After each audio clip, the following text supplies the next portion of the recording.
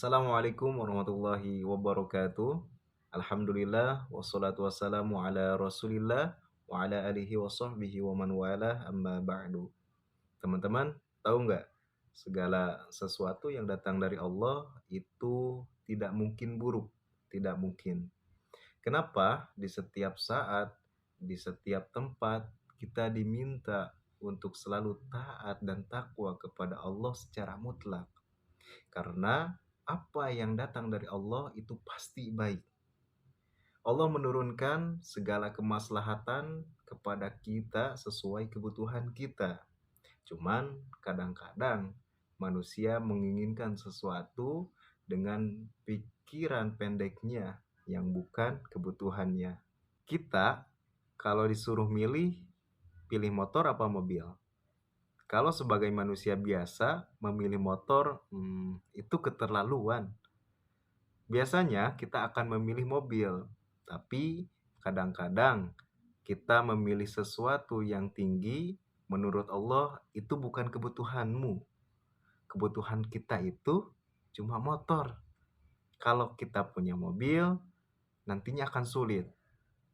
Gangnya sempit, mesti ada garasi, anggaran bertambah, jadi kepikiran, capek. Udahlah, motor aja. Bebas dari kemacetan, tidak banyak kepikiran, dan enak gitu. Turun ayat, kutiba alaikumul qitalu wa huwa kurhul lakum. Diwajibkan atas kalian berperang. Dulu, orang-orang ketika diminta untuk berjihad, mereka gelisah. Kalau ada ayat perintah Allah yang melahirkan kegelisahan, ini maknanya tidak harus pada konteks jihad secara fisik. Jihad melawan hawa nafsu kita, jihad melawan pikiran kita, dan jihad melawan prasangka buruk kita. Kadang keinginan kita yang kita inginkan menurut Allah itu tidak baik buat kita. Sifat kita ketika diberikan keputusan yang terbaik, terkadang ada sifat yang bergejolak dalam hati belum bisa menerima. Dalam keadaan seperti ini, kata Al-Quran, kutiba alaikumul qital. Maka ketika kita merasakan pada sesuatu yang bergejolak di dalam hati, ketika kita merasakan sulit menerima keputusan Allah, maka perangilah prasangka-prasangka buruk itu. Wahwa kurhulakum, walaupun itu sulit. Jadi jangan berprasangka buruk dulu sama Allah. Ayat yang begitu indah, asa antakrohu syai'an wa huwa khairul lakum. Boleh jadi kita tidak menyukai sesuatu, namun di balik itu ada kebaikan-kebaikan besar yang Allah sudah rencanakan. Karena apa? Pikiran kita pendek, maunya sekarang aja, tapi apa? Subhanallah, Allah sangat panjang, tidak ada batasnya. Allah memberi maslahat sampai kita meninggal. Kita berpikir sekarang saja. Wa asa an tuhibbu syai'an wa huwa syarrul lakum. Sedangkan boleh jadi di balik yang kita sukai ada keburukan menunggu kita di depan ini. Kita tidak tahu. Apa logikanya? Wallahu ya'lamu. Allah tahu masa depan kita, masa depan yang akan terjadi menimpa kepada kita. Wa antum la ta'lamun. Sedangkan kalian tidak bisa membaca masa depan kita. Dulu ketika saya masih SMA dan itu mau lulus, saya punya teman, ia memiliki cita-cita yang begitu tinggi dan salah satu dari cita-citanya ia ingin berkuliah di kampus yang terkenal, di kampus yang ia sukai. Dan pada saat itu dia bergegas dan mencari beasiswa dari manapun agar impiannya dapat terwujudkan berkuliah di perkuliahan negeri yang ia inginkan. Namun beberapa waktu dia mengabari mengenai beasiswa tersebut bahwasannya dia tidak lolos dari seleksi beasiswa tersebut. Dan beberapa minggu kemudian dia terdiam sehingga memikirkan kembali, aku harus bagaimana, pikir dia. Dan saya memberikan solusi, mungkin kamu harus mencari beasiswa kembali. Dan dia pun setuju, dia mencari beasiswa kembali, dan ada beasiswa yayasan yang mana ia harus tinggal di tempat tersebut.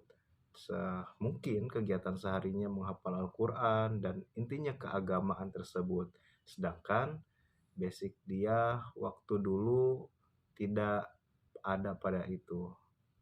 Namun ketika mengambil hikmah, apa yang telah direncanakan oleh Allah itu lebih baik daripada rencana dia. Dia menginginkan segitu, sedangkan Allah membalas berlipat-lipat ganda. Sedangkan belum tentu ketika dia diterima di perguruan yang ia inginkan awal itu, dia belum tentu bisa seperti sekarang, bisa dekat dengan Al-Quran, menghafal Al-Quran, dan juga menambahkan potensi dirinya pada yayasan yang menerima dia pada saat ini. Dia berpikir pada saat itu Allah merencanakan masa depannya. Apa yang Allah rencanakan pasti baik. Jadi kita lihat dari mulai bangun kita hingga pagi ini, adakah aturan Allah dan Rasulnya yang kita langgar, yang kita ragukan? Barangkali itu yang membuat hidup kita sulit. Allah dan Rasul membuat aturan itu. Ada 4 tipikal orang yang dihubungkan dengan aturan Allah dan Rasul yang sudah dibuat itu. Yang pertama, ada yang ikut aturan. Maka orang seperti ini, kata Al-Quran, yuridullahu bikumul yusra wala yuridu bikumul usr. Allah menginginkan kemudahan, tidak menginginkan kesulitan dalam hidup. Maka dibuatlah aturan. Yang ikut aturan Allah pasti dimudahkan, pasti mudah hidupnya, rezekinya mudah, hidupnya nyaman, enak. Lalu yang kedua, ada yang keluar dari aturan. Nah, ini pasti repot. Di awal-awal seperti menyenangkan, tapi ujung-ujungnya repot. Allah bilang, jujur, jangan berdusta. Kalau dusta, celaka. Wailul lil mukadzibin. Celaka bagi para pendusta. Ia keluar aturan, ia berdusta. Awal-awal emang nikmat, tapi besok, Pak, ini amplop siapa ya? Maaf, ini amplop anggaran tertentu, tidak ada kaitannya dengan proyek ini. Padahal itu uang proyek, udah jelas. Nah, ia sisihkan untuk kepentingan pribadinya, katanya. Saat itu merasakan enak dapat tambahan, tapi besok-besok apa yang terjadi? Dikejar sama aparat kepolisian. Yang ketiga, bikin aturan sendiri. Ketika kita sakit, tentu ikhtiar kita pergi ke dokter. Dan pada zaman Rasulullah Shallallahu Alaihi Wasallam ada seseorang yang menghampiri Rasul dan berkata kepada Rasul, "Ya Rasulullah, saya sedang sakit, maka sembuhkanlah saya." Lalu apa jawaban Rasul? Jawaban Rasul, "Pergilah ke dokter." Dan seseorang tersebut berkata kembali kepada Rasul, dan "Ya Rasulullah, Anda kan seorang nabi, Anda kan seorang rasul. Angkat tangan Anda, insya Allah Allah akan sembuhkan penyakit saya," katanya. Lalu apa jawaban Rasul kepada seorang tersebut?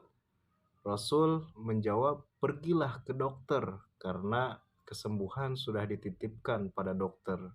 Namun, jika dokter sudah angkat tangan, tidak mampu menyembuhkan, itu tandanya Allah tidak ingin langsung menyembuhkan Allah ingin langsung menyembuhkan tanpa campur tangan makhluk yang ada. Maka kalau sakit pergi ke dokter, tapi ada manusia bikin aturan sendiri. Kenapa? Ya sakit pergi ke dukun. Dukun gak bisa pergi ke paranormal. Dirinya pun sudah gak normal, maka disebut paranormal. Ini malah didatengin buat aturan sendiri karena itu akan lebih sulit hidupnya. Lalu yang keempat, ada orang yang gak mau diatur. ini yang luar biasa, ini yang fasik, keluar dari aturan, menyimpang. Karena itu, mari kita evaluasi sampai dengan hari ini. Sudahkah hari ini kita taat kepada Allah? Sudahkah hari ini kita taat kepada Rasul? Kedua, ketaatan kita apakah selalu ragu atau sudah melahirkan keyakinan yang paripurna? Ketiga, pelajari aturan-aturan Allah terkait kehidupan kita, aturan sholat, muamalah, aturan beraktivitas, dan rumah tangga. Pelajari itu, insya Allah kita akan dimudahkan oleh Allah. Nah, biasanya kesulitan didapatkan kita belum mengenal aturan Allah dan Rasul-Nya.